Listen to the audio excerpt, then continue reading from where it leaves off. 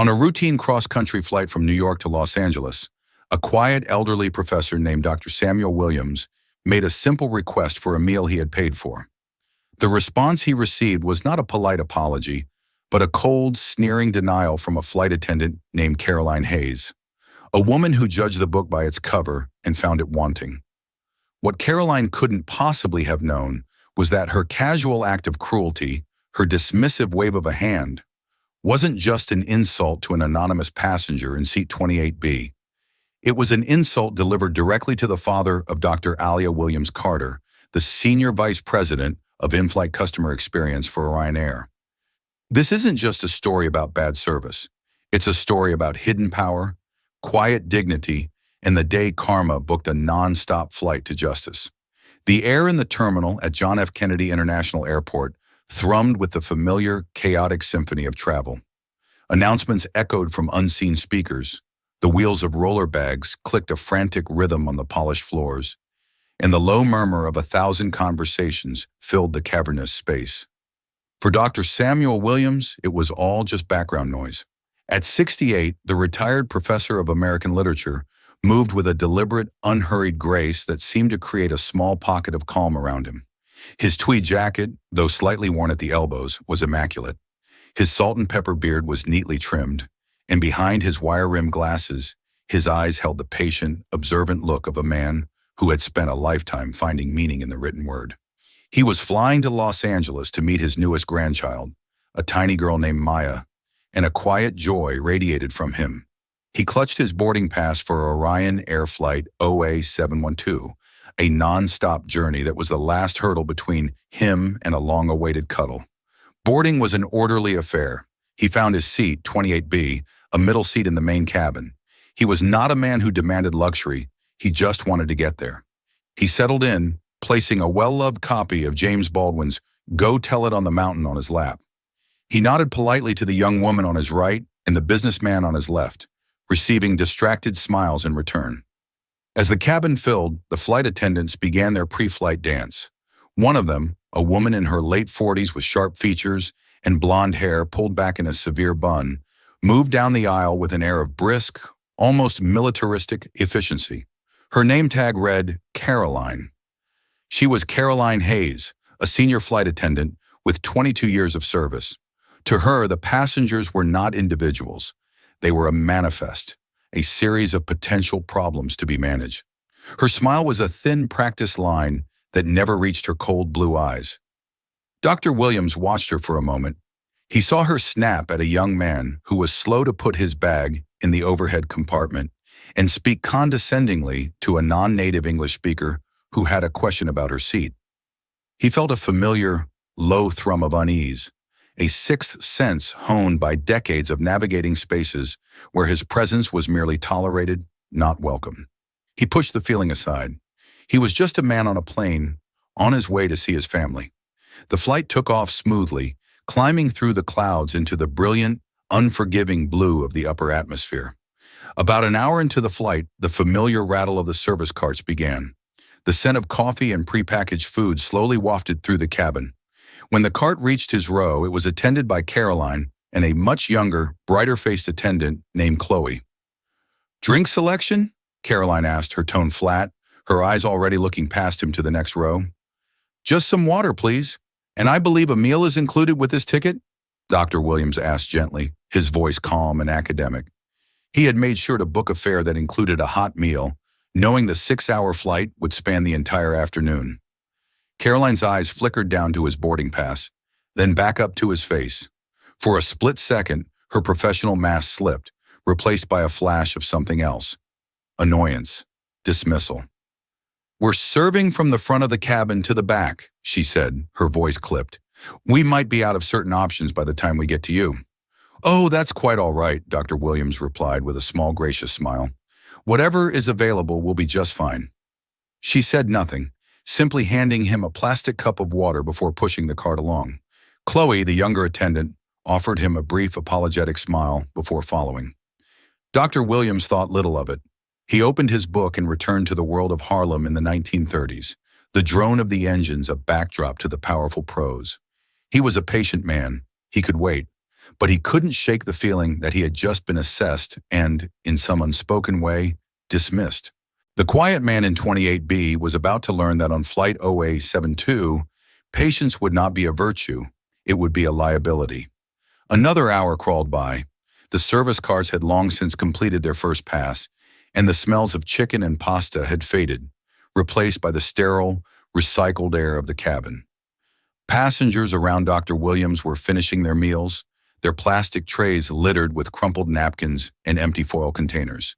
Yet his own tray table remained bare, save for his book and the now empty water cup.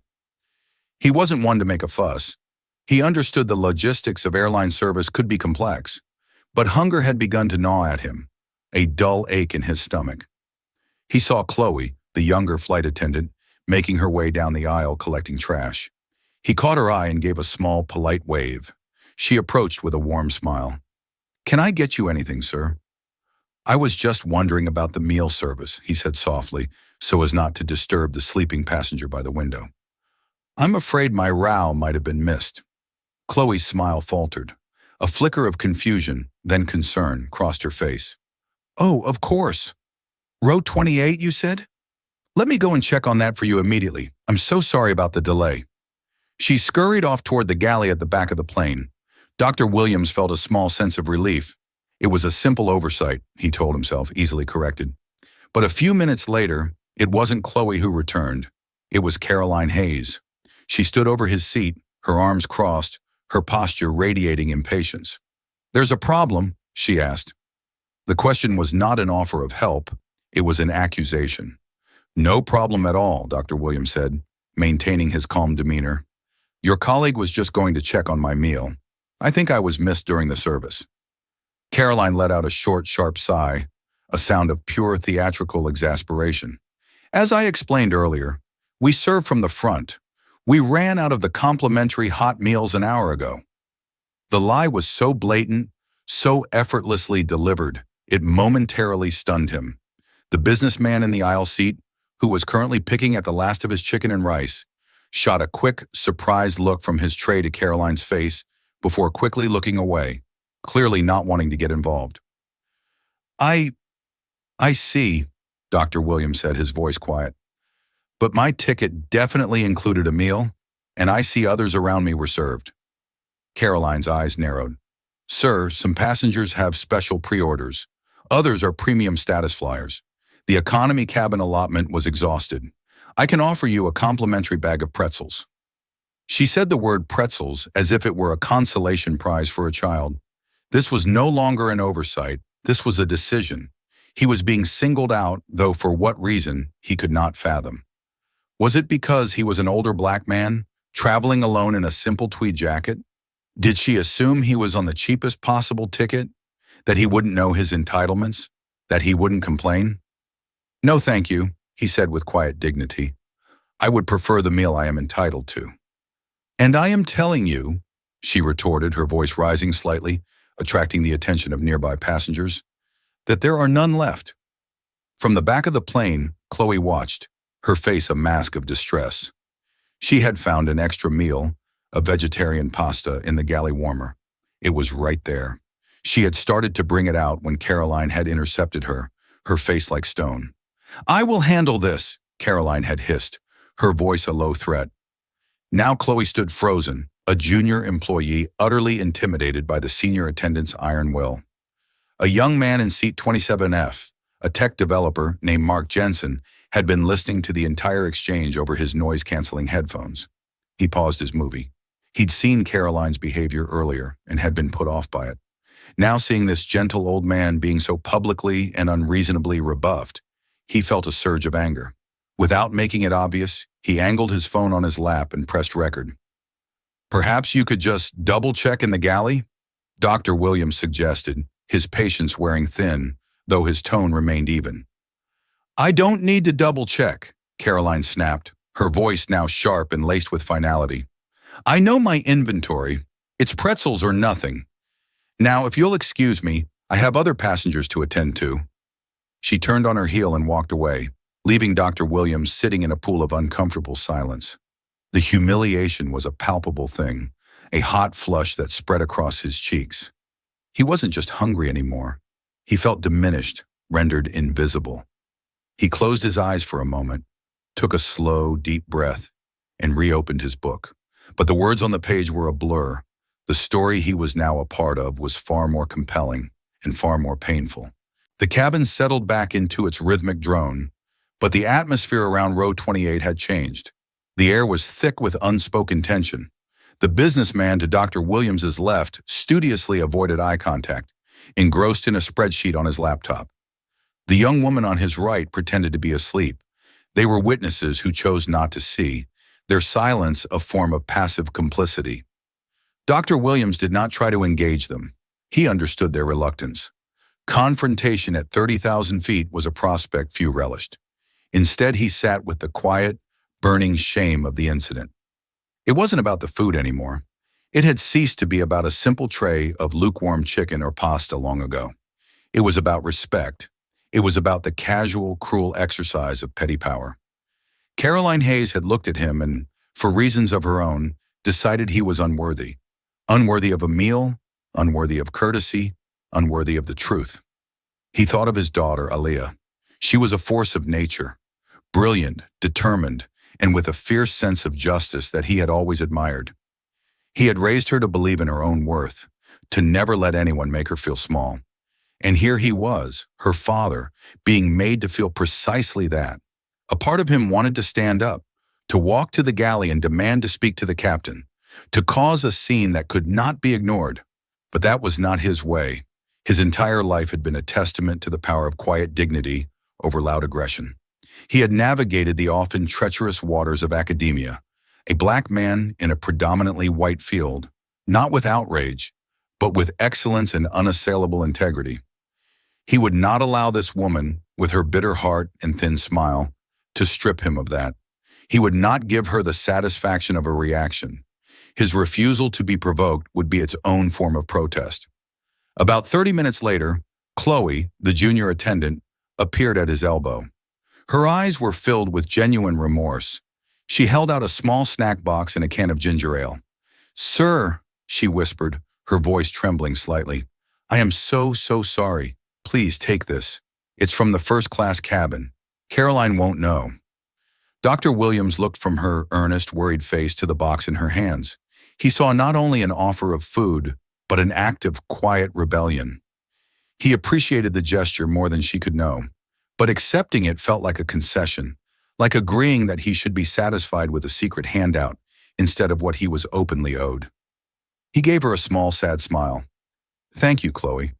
Your kindness means a great deal to me, but I will be all right. Please don't get yourself into any trouble on my account." Her face fell. "But you haven't eaten." "I will be fine," he repeated gently but firmly. He turned a page in his book, a clear, if polite signal that the conversation was over. Chloe retreated, looking utterly defeated. She knew the older attendant was in the wrong, but she felt powerless, caught between her conscience and the unwritten rules of the cabin crew hierarchy. Meanwhile, in seat 27F, Mark Jensen had stopped his recording, but he continued to watch. He saw the whispered exchange with Chloe. He saw Dr. Williams' dignified refusal. He looked at the elderly professor, sitting stoically with an unread book on his lap, and felt a profound sense of injustice. He saved the video file to a secure folder on his phone and made a mental note of the flight number and the lead flight attendant's name. He didn't know what he would do with the footage, but he knew that what he had witnessed was wrong, and the evidence of it was now resting in the palm of his hand. The rest of the flight passed in a blur of forced indifference for Dr. Williams. He did not ask for another cup of water. He did not ring the call button. He simply endured. When the captain announced their initial descent into Los Angeles, a wave of relief washed over him. Soon this ordeal would be over. He would be on the ground with his family. He would put this unpleasantness behind him. As the plane taxied to the gate at LAX, Caroline Hayes walked the aisle, her face a mask of saccharine sweetness, thanking everyone for flying Orion Air. When she passed row 28, she pointedly ignored Dr. Williams, her gaze sliding right over him as if he were an empty seat. It was the final, petty insult. Dr. Williams said nothing. He waited patiently for the cabin to empty, gathered his single carry-on bag, and disembarked. As he stepped into the jet bridge, the hunger was a sharp pain, but it was nothing compared to the weary weight of the last few hours. He pulled out his phone, his fingers scrolling through his contacts until he found the one he was looking for. He pressed the call button, not to complain, but simply to hear a friendly voice, to be reminded of who he was outside of seat 28B. The phone rang twice before she picked up. "Dad, you landed. How was the flight?" The sound of his daughter's voice, clear and full of love, was the first good thing he'd felt all day. "Aaliyah, my dear," he said, his voice tired. "The flight was eventful." Dr. Aaliyah Williams Carter sat in her glass-walled office on the 14th floor of the Orion Air corporate headquarters near LAX. The panoramic view showed planes taking off and landing in a majestic, ceaseless ballet, a testament to the industry she helped command. Her title was prominently displayed on a sleek placard on her desk. Dr. Aaliyah Williams Carter, Senior Vice President, In-Flight Customer Experience. She was a picture of corporate power and grace. Her suit was impeccably tailored, her hair styled in elegant locks, and her desk was an oasis of organized efficiency. But when her personal phone rang with the picture of her father, the corporate executive vanished, replaced instantly by a loving daughter. "Dad, you landed. How was the flight?" she asked, her voice warm as she swiveled in her chair to look out at the airfield. "Aaliyah, my dear," he replied. She immediately caught the weariness in his tone. It was a subtle thing, a slight rasp, a lack of his usual buoyant energy. The flight was eventful. Her internal alarms went off. Her father was a master of understatement. Eventful could mean anything from a talkative seatmate to a genuine problem. "What happened? Are you okay?" she asked, her focus sharpening. "I'm perfectly fine physically, just a bit hungry and disappointed," he said. He didn't want to burden her. She had a high-stress job, a family. His minor discomfort on an airplane seemed trivial. It was just a small matter of some unpleasantness with one of the flight attendants. Aaliyah leaned forward, her perfectly manicured hand gripping her pen. "Unpleasantness? Dad, talk to me. What happened?" Reluctantly, Dr. Williams recounted the story. He told it in his typical, measured way, without embellishment or overt emotion. He described the initial request, Caroline's dismissive attitude, the blatant lie about running out of meals, the public refusal, and the offer of pretzels. He framed it as a peculiar case of poor customer service, but Aaliyah heard what he wasn't saying. She heard the undercurrent of humiliation in his voice. She knew her father's pride, his deep-seated dignity. For him to even mention it, the incident must have cut him deeply. "And you said she served the man next to you?" Aaliyah asked, her voice now dangerously calm. "Yes." He seemed a bit embarrassed by it, actually. "What was her name, Dad?" "The flight attendant." "I believe her name tag said Caroline, a blonde woman perhaps in her late 40s. Aaliyah's blood ran cold. She knew exactly who he was talking about. Caroline Hayes, a senior attendant with a file thick with commendations for efficiency, but also dotted with a troubling pattern of passenger complaints. Complaints that were always cleverly refuted, always dismissed as misunderstandings or difficult passengers. She was known internally as being old school and difficult, but she was protected by her seniority and a powerful union representative. "Dad, which flight were you on?" Aaliyah asked, her knuckles white as she gripped the pen. "Orion Air, of course. Your airline," he said, a hint of irony in his voice. "Flight OA712 from JFK." The pen in Aaliyah's hand snapped in two. Ink bled onto a stack of quarterly reports. She didn't even notice. The world outside her window, the soaring planes and the bustling airport, seemed to fade away.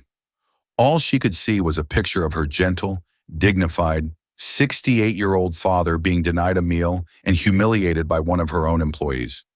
An employee whose training, conduct, and professional standards were her direct responsibility. This wasn't a corporate problem anymore. This was personal. "Aaliyah, are you there?" Her father's voice brought her back. "I'm here, Dad," she said, her voice a low, controlled whisper. "Where are you right now?" "Just heading towards baggage claim. Your husband, Michael, should be here any minute."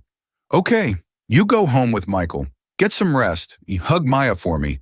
I'll see you tonight. Don't worry about this. I will handle it." Aaliyah, please don't make a fuss, he started, but she cut him off. It's already been made, she said, her tone leaving no room for argument. I love you, Dad. She hung up the phone and sat in silence for a full minute, a storm of cold, precise fury gathering within her.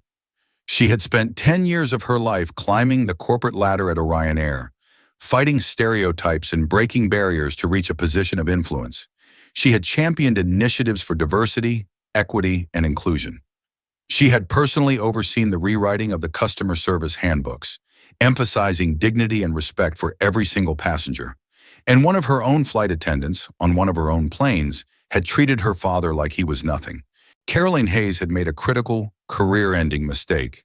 She had assumed Dr. Samuel Williams was just another anonymous black man in a cheap seat. She had no idea she had just targeted the emotional cornerstone of the most powerful woman in her entire chain of command. Aaliyah turned to her computer. Her fingers flew across the keyboard, her face illuminated by the glow of the screen. She pulled up the crew manifest for OA712. There it was. Lead flight attendant, Caroline Hayes. She pulled up the passenger manifest. S. Williams, seat 28B. Then she did something that would change everything. She cross-referenced the flight manifest with the contact information provided during booking. She would not rely solely on her father's account. She needed witnesses. She would find out exactly what happened in row 28, and she would bring the full weight of her position down on the person responsible. The hunt had begun. Aaliyah Williams Carter moved with the chilling precision of a hunter. The initial rage had subsided, replaced by an icy, methodical resolve. She knew that in the corporate world, emotion was a liability. Action required evidence. Irrefutable, unimpeachable proof. Her first step was to check the official records. She accessed the in-flight incident report database for Flight 072. As she expected, it was blank. Caroline Hayes was too cunning to document her own misconduct. She had created a situation where it was her word, the word of a 22-year veteran, against that of a passenger she had already profiled as insignificant. That was her standard operating procedure. But this time was different. This time, the passenger had a daughter who could access every system in the airline. Aaliyah's next move was to pull the entire passenger list for the flight, focusing on the seats immediately surrounding 28B, rows 26 through 30. She cross-referenced their names with Orion Air's loyalty program. The businessman in 28C, a Mr. Henderson, was a platinum-tier flyer. He traveled weekly. He would be reluctant to get involved and risk his comfortable relationship with the airline. The young woman in 28A had no status. She was likely a non-confrontational traveler. Aaliyah needed someone with nothing to lose, in a strong sense of right and wrong. Her eyes landed on the name in seat 27F, Mark Jensen. He was a silver-tier member, a frequent but not obsessive flyer. His booking notes indicated he worked in the tech industry. Aaliyah knew the stereotype was often true. Tech workers were often digitally savvy, socially conscious, and less intimidated by corporate authority. He was a promising candidate. She located his contact number and, taking a deep breath, dialed it herself. It was unorthodox for a senior VP to call a passenger directly about a service issue, but this was an unorthodox situation. Mark Jensen was in the back of a rideshare, heading into Santa Monica, when his phone rang with an unfamiliar number. He almost ignored it, but something made him answer. Hello? Good afternoon, Mr. Jensen. My name is Dr. Aaliyah Williams Carter. I'm the Senior Vice President of In-Flight Customer Experience with Orion Air. Mark sat up straighter. Oh, okay. Is there a problem with my flight miles or something? No, not at all. I'm calling because I'm personally investigating a serious customer service complaint from today's flight OA712 from New York. Our records show you were seated in 27F. I was hoping you might be able to help me. There was a pause on the other end of the line. Mark's mind raced. He knew exactly what she was calling about. He had been debating all afternoon whether he should send an email, post the video online, or just let it go. Now the airline had come to him. Does this have to do with the elderly gentleman in the row behind me? Mark asked carefully. Aaliyah's heart hammered against her ribs. This was it. Yes, Mr. Jensen, it does. His name is Dr. Williams. Look, I don't want to get anyone in trouble, Mark began, a note of caution in his voice. Mr. Jensen, Aaliyah interrupted, her voice firm but reassuring. Getting the right person in trouble is exactly my intention. My only goal here is to get a clear, unbiased picture of what occurred. Anything you can share would be immensely helpful and held in the strictest confidence. Mark made his decision. What happened was completely out of line. The flight attendant, Caroline, I think her name was rude to him from the start. He asked for a meal and she flat out lied and said they were out. I was right there. I heard her. I saw the guy next to him eating the exact meal she claimed they didn't have. She was loud, condescending, and she was trying to humiliate him. Aaliyah closed her eyes, her father's understated account, now painted in vivid, ugly color by this stranger's testimony. Did you happen to see anything else? Mark hesitated for a fraction of a second. I did more than see it, he said. I recorded it. The silence on Aaliyah's end was profound. You have a video? She finally asked, her voice barely a whisper. About a minute and a half of it, from the point where she came back to his seat to when she told him it was pretzels or nothing and walked off. The audio is crystal clear. Aaliyah felt a dizzying mix of fury and vindication. It was the smoking gun. Caroline Hayes hadn't just broken company policy, she had created digital evidence of her malice. Mr. Jensen, Mark, she said, her professional tone softening. I cannot thank you enough. Would you be willing to send me that file? I can give you a secure corporate email address. This footage would be instrumental in ensuring this employee is held accountable and that no other passenger is ever treated this way again. Absolutely, Mark said, his own conviction solidifying. She deserves to be held accountable. That man, Dr. Williams, he handled it with so much class. He didn't deserve that. No, Aaliyah agreed, a lump forming in her throat. He certainly did not. She gave Mark her direct email address and thanked him again, promising to follow up. After she hung up, she stared at her computer screen, waiting. Less than 5 minutes later, a new email notification popped up. The subject line read, Video from Flight OA712. She clicked it open, downloaded the attached file, and pressed play. The video was shot from a low angle, but the subjects were clear. She saw her father, his face etched with confusion and quiet hurt. And she saw Caroline Hayes, her expression a mask of contempt. She heard the dialogue exactly as Mark had described, but with a venomous tone the transcript could never capture. She heard the sneer in Caroline's voice as she offered him pretzels. She watched it once, then she watched it again. And a third time. With the video saved and backed up, she drafted an email. To Caroline Hayes, Chloe Vance. CC, Robert Patterson, VP of Human Resources. David Chen, CEO. Subject, mandatory meeting regarding flight OA712. A meeting has been scheduled for 9 a.m. tomorrow morning in Conference Room 4 to discuss a serious incident that occurred on flight OA712. Your attendance is mandatory. Union representation is advised. She hit send. The pieces were now in place. Tomorrow, Caroline Hayes would walk into a meeting thinking it was her word against a passenger's. She had no idea she was about to be confronted by the passenger's daughter, the senior vice president, and a jury of her own recorded actions. The air in Conference Room 4 was heavy, cold, and unnaturally still.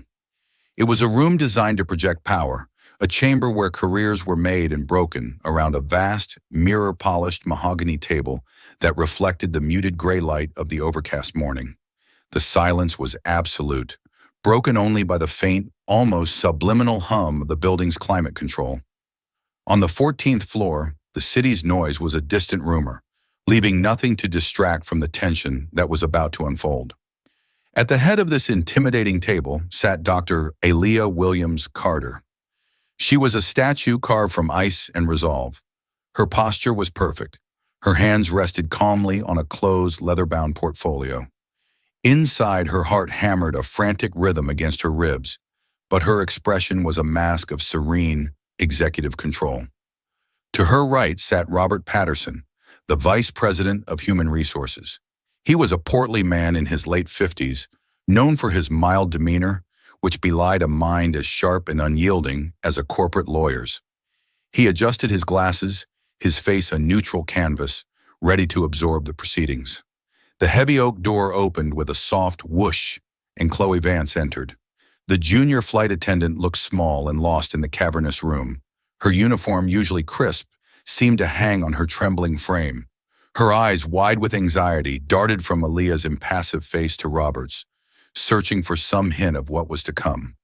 She clutched her hands together so tightly her knuckles were white, taking a seat far down the table as if trying to make herself a smaller target. She had replayed the incident 100 times in her mind, her shame at her own inaction a bitter taste in her mouth.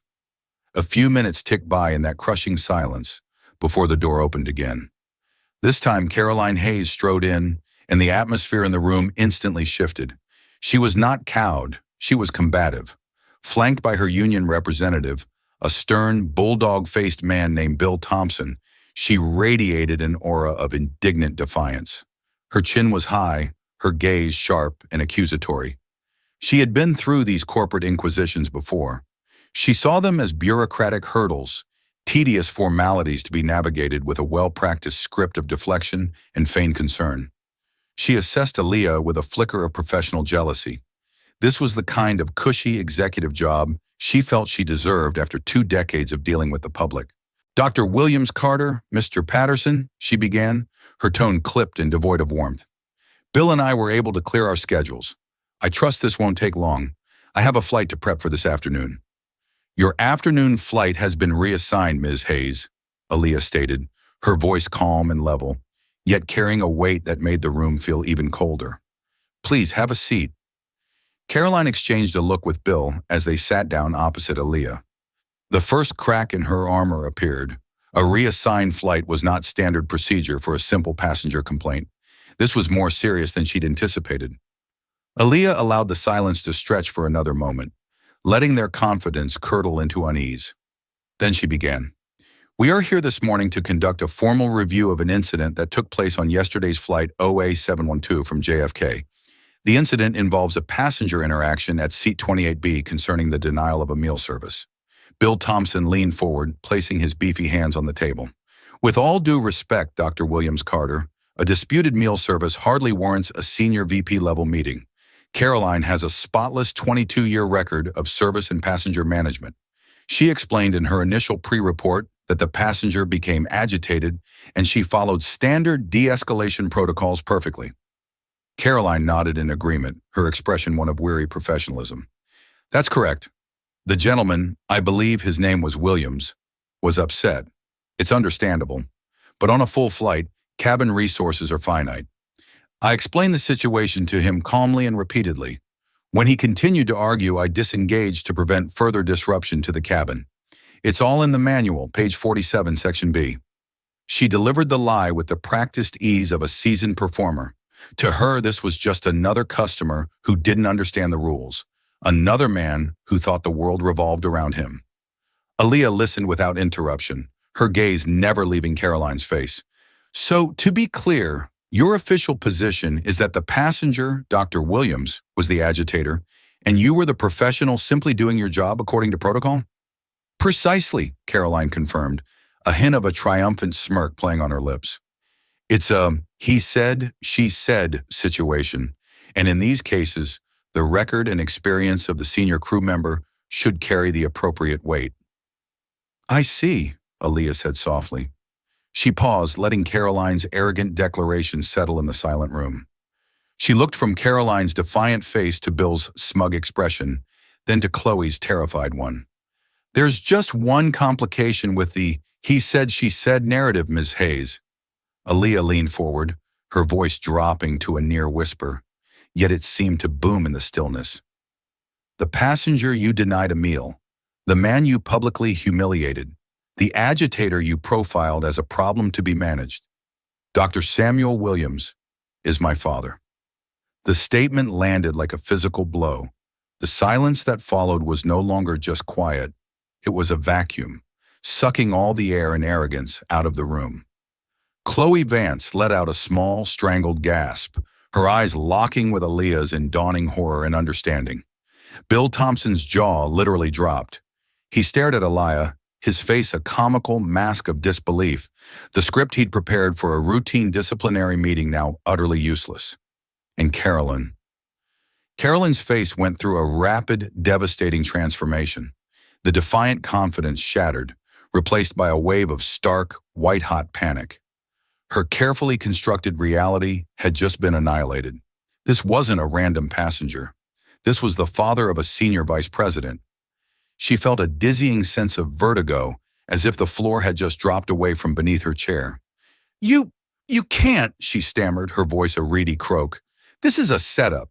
It's a conflict of interest. You can't be here.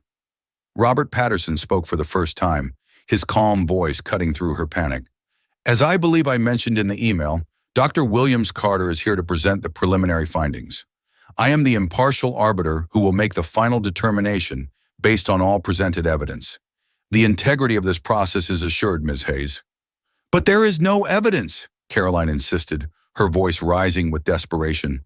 It is my word against his, against your father's.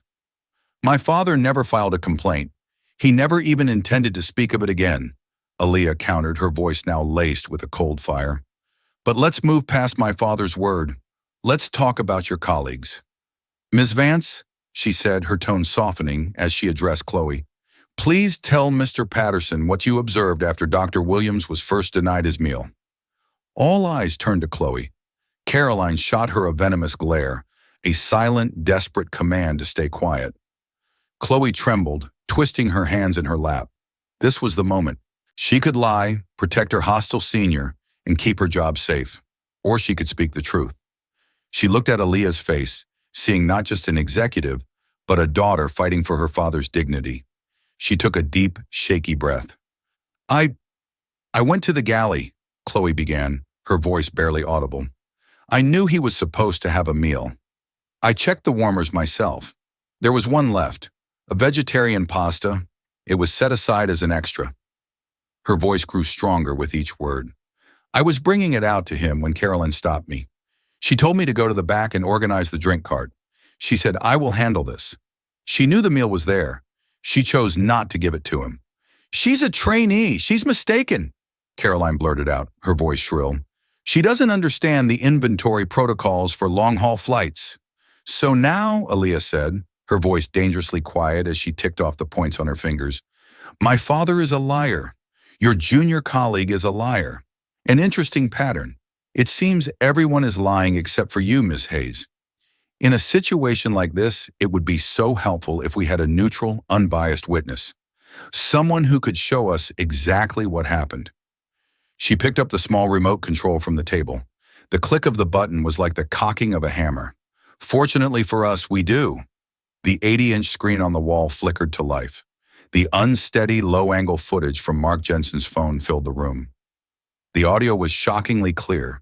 The entire boardroom watched in stunned silence as the scene played out. They saw Dr. Williams, his face a portrait of polite confusion. They saw Caroline approaching, her body language radiating contempt. They heard her voice dripping with condescension, echo through the high-fidelity speakers. As I explained earlier, we ran out. Robert Patterson leaned closer to the screen, his calm facade finally cracking, his brow furrowed in disbelief. Bill Thompson sank back in his chair, his face pale, running a hand over his mouth as he watched his client's career immolate before his eyes. I am telling you that there are none left. It's pretzels or nothing. The video showed Caroline's sneer, the dismissive wave of her hand, the finality with which she turned her back on him. When the video ended, the screen went black, but the image was seared into the minds of everyone present. The silence that returned was heavier than before, thick with shame and undeniable truth. Caroline Hayes was a ruin. The color had drained from her face, leaving a pasty gray mask of utter devastation. She stared at the blank screen, her mouth slightly agape, as if she couldn't comprehend how her private act of cruelty had become a public exhibit. Aaliyah finally stood up, the sound of her chair pushing back seeming unnaturally loud. She looked directly at Caroline, but she spoke to the entire room. For 10 years, I have worked to make this airline a symbol of service and respect. We have policies about dignity, inclusion, and the fundamental right of every single person who boards our planes to be treated as a valued guest. You did not just deny a man a meal, Ms. Hayes. You saw a quiet, elderly black man traveling alone, and you made an assumption. You decided he was insignificant. You wielded the tiny amount of power you have to humiliate him because you thought you could. You thought there would be no consequences. You are the very thing I have worked my entire career to eradicate from this company. She gathered her portfolio. It was only then that Caroline finally broke. A choked sob escaped her lips. "Please," she whispered, the words tumbling out in a desperate, pathetic rush. "Dr. Williams Carter. Aaliyah. Please. It was a bad day. I was stressed. My son's tuition is due. I have a mortgage. Please, I'll apologize. I'll do anything. It was a mistake." Aaliyah paused at the door, her back to the weeping woman. She turned her head slightly, her profile sharp and unforgiving. "A mistake is forgetting to offer someone sugar for their coffee. A mistake is billing a passenger twice for Wi-Fi," she said, her voice devoid of any pity. "You, Ms. Hayes, made a choice. You chose to be cruel. You chose to lie. And now we will make our choice." She opened the door and walked out, leaving Caroline Hayes to drown in the wreckage of her own making. The silence of the room her final, damning verdict. The fallout from the meeting was swift and decisive. With the irrefutable video evidence, the testimony from Chloe, and the clear violation of not only company policy but also federal anti-discrimination laws, Caroline Hayes' position was untenable. The union, faced with a case they couldn't possibly win and the risk of negative publicity for defending such behavior, quietly withdrew its most strident support. Robert Patterson, the head of HR, made the determination. Caroline Hayes was terminated from Orion Air, effective immediately. The official reason cited was gross misconduct, including discriminatory behavior towards a passenger and dishonesty during a corporate investigation. A note was placed in her permanent record, a black mark that would follow her throughout the aviation industry, making it nearly impossible for her to be hired by another major airline. Her 22-year career did not end with a retirement party and a golden parachute. It ended with a security escort to her locker and a cardboard box full of her personal effects. But Aaliyah knew that firing one employee wasn't a solution. It was a symptom of a larger disease. Her father's humiliation had exposed a crack in the very foundation of the customer experience she was hired to build. This couldn't just be about punishment, it had to be about change. Over the next 6 months, Aaliyah spearheaded the most significant overhaul of in-flight services training in Orion Air's history. It was dubbed the Dignity Initiative. Working with leading DEI consultants, she implemented mandatory, scenario-based implicit bias training for all 10,000 of Orion's flight attendants. The training used anonymized but real-life examples, with the story of the professor and the pretzels becoming a central, powerful case study on how petty prejudice could have catastrophic corporate consequences. She revamped the complaint system, creating a direct line for passengers to submit feedback, including video and audio files, via the airline's app, ensuring that complaints were seen by a specialized oversight team, not just the senior attendant on the flight. Chloe Vance was not punished for her initial inaction. Instead, Aaliyah promoted her to a training role, empowering her to share her story with new hires, teaching them the importance of speaking up and the courage it takes to break the chain of command when witnessing misconduct. The story, as these things often do, leaked. An internal source told an aviation blogger, and soon the tale of the flight attendant who messed with the wrong man's father went viral. Orion Air, under Aaliyah's guidance, didn't hide from it. They released a statement confirming an incident had occurred and detailing the sweeping changes they were implementing as a result. The negative press was short-lived, replaced by a wave of public support for their transparency and decisive action. Booking numbers actually saw an increase. A year later, life had found a new equilibrium for everyone involved. Dr. Samuel Williams sat in a comfortable armchair, his granddaughter Maya babbling on his lap as he read her a story. He rarely thought about the flight anymore, but when he did, it wasn't with anger. It was with a deep, abiding pride in the daughter he had raised. A woman who had turned his moment of private humiliation into a catalyst for public good.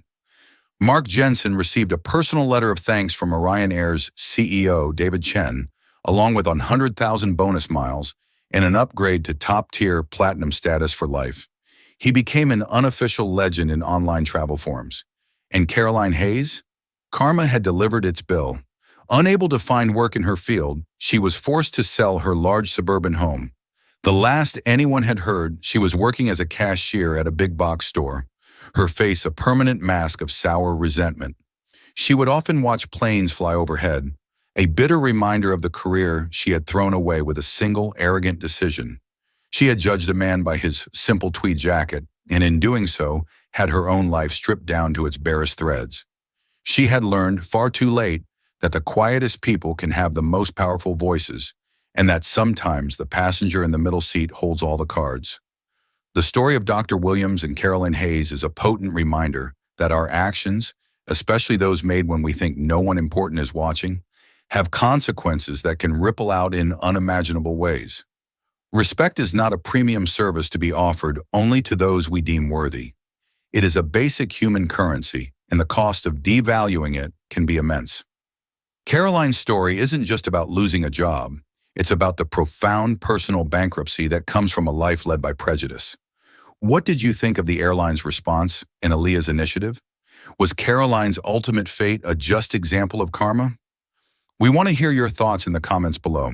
If this story of justice resonated with you, please give this video a thumbs up, share it with your friends, and most importantly, hit that subscribe button and turn on notifications. Every subscription helps us continue to find and share these incredible true life narratives. Thank you for listening.